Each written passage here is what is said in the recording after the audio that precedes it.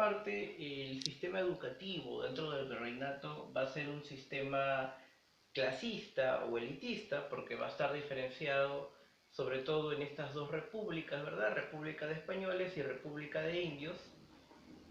Va a ser eminentemente religiosa, muy marcada, por cierto, ¿no? Dogmática, sin lugar a discusión, sin lugar a crítica o a una renovación del pensamiento educativo de la época.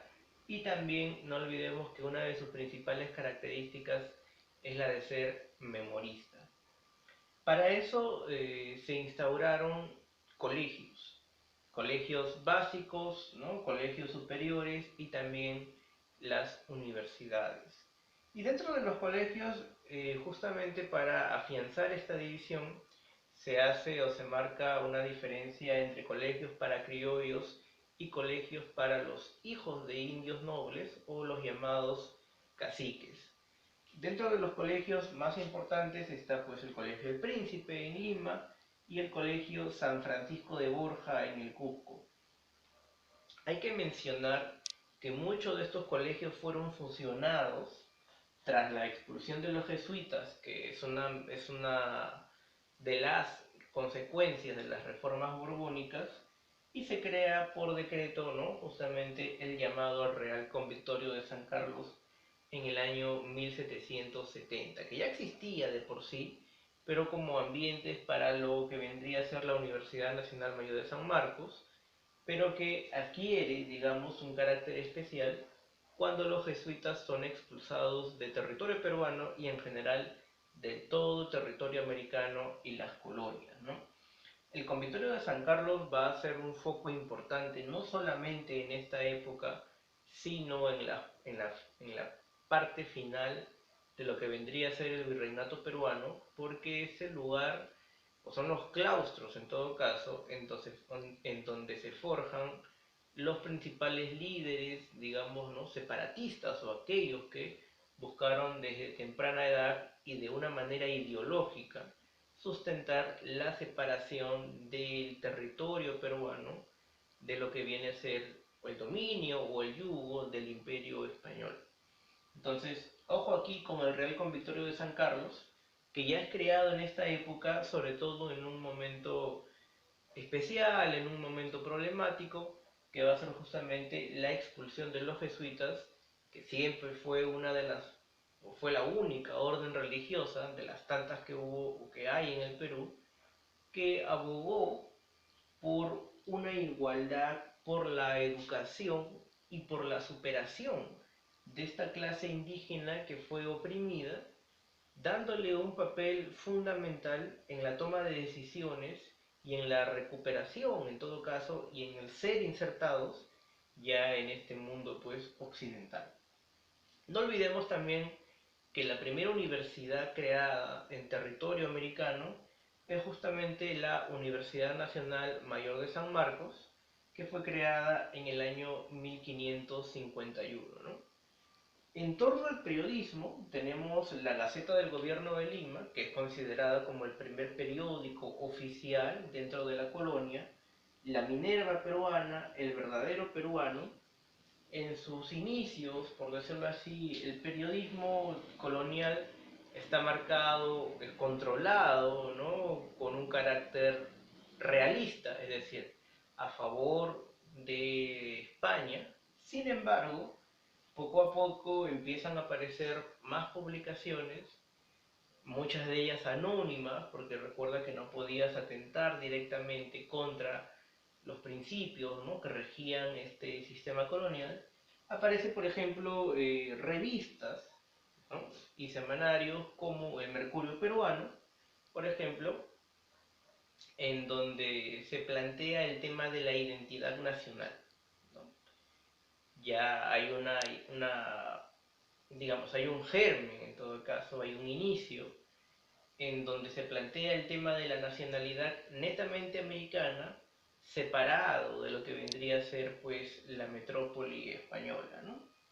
Por otro lado, en el aspecto artístico, tenemos el caso de la pintura, con Diego Guispetito, quien es representante de esta vertiente o de esta escuela considerada como la escuela cusqueña, con cuadros de carácter religioso, como la visión de la cruz, el regreso de Egipto, o esta serie de lienzos considerados o llamados bajo el título El signo del zodiaco. Y en lo que corresponde en el aspecto de la escultura, tenemos a Baltasar Gavilán con su, digamos, una de sus principales obras, que es la escultura de la muerte, ¿no? La escultura de la muerte, por ejemplo, representada a través de una especie de esqueleto, ¿no? Tensando un arco, pues, ¿no? Además también de una escultura adicional, que es la de Felipe V de Borbón, que va a ser la dinastía que ingresa justamente posterior, ¿no?, a la dinastía de los Habsburgo, que había gobernado, digamos, la primera mitad del virreinato peruano. Entonces, con este contexto económico y cultural, lo que se busca, por ejemplo, es mostrarnos cómo funcionaba el aparato estatal español. Teníamos fuertemente centralizado el virreinato peruano junto con el virreinato mexicano, perdón, eran los dos puntos fuertes dentro de los territorios de ultramar, dentro de los territorios coloniales de España, y esto va a la larga a generar muchos problemas. Recuerden que este sistema de principios, ¿no?, como el mercantilismo, el exclusivismo, el intervencionismo y el monopolio, pasan por un lado con el Consejo de Indias y también con este ente rector que se conoce como la Casa de Contratación de Sevilla.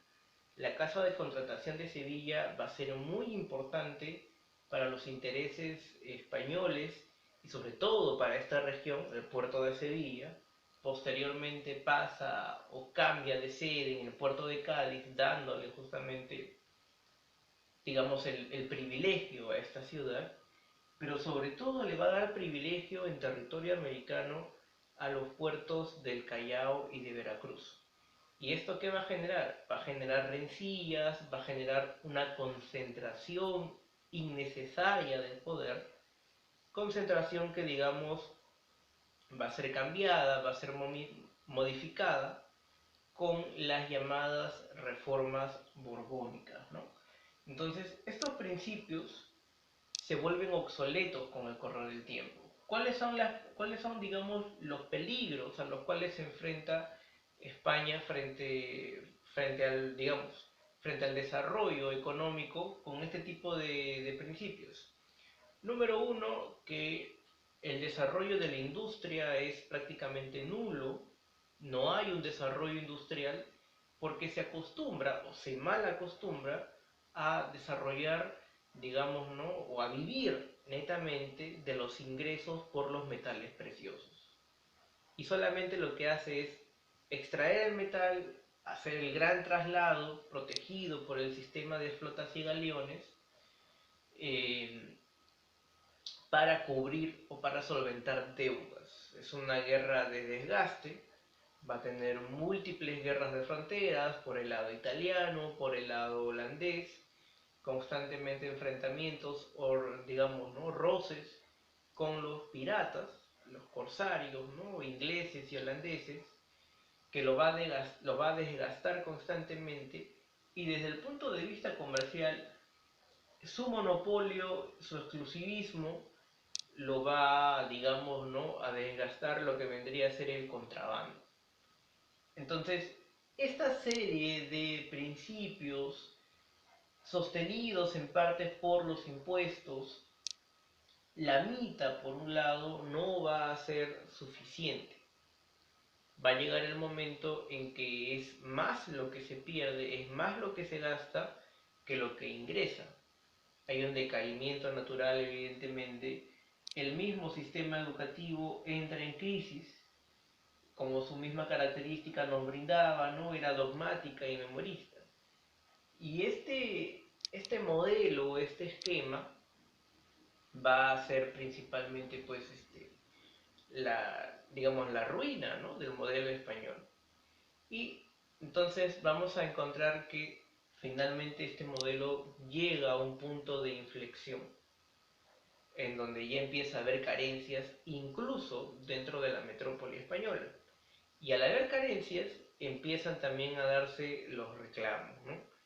Tras los reclamos, tras una serie de conflictos también internos, empieza a generarse ya en España un cambio de dinastía. La dinastía de los Habsburgo termina y llega a darse o llega a pasar, digamos, una nueva dinastía, la llamada dinastía de Borbón, que pertenece ya no a una casa austríaca alemana, sino pertenece a una casa de origen francés. Entonces, justamente con el ascenso del rey Felipe V de Borbón, va a iniciarse una serie de medidas, una serie de reformas, digamos que se pone orden dentro de las finanzas, ¿no?, españolas, lo que va a ser conocida como las llamadas reformas borbónicas. Estas reformas borbónicas van también de la mano con el pensamiento ilustrado y justamente buscan generar orden, buscan generar mejoras, que lo vamos a ver, ¿no?, en la siguiente pizarra. ¿Ok? Entonces vamos a ver a continuación las reformas borbónicas, cuáles son los objetivos, algunos personajes importantes como los visitadores y los reyes, y las reformas propiamente dichas.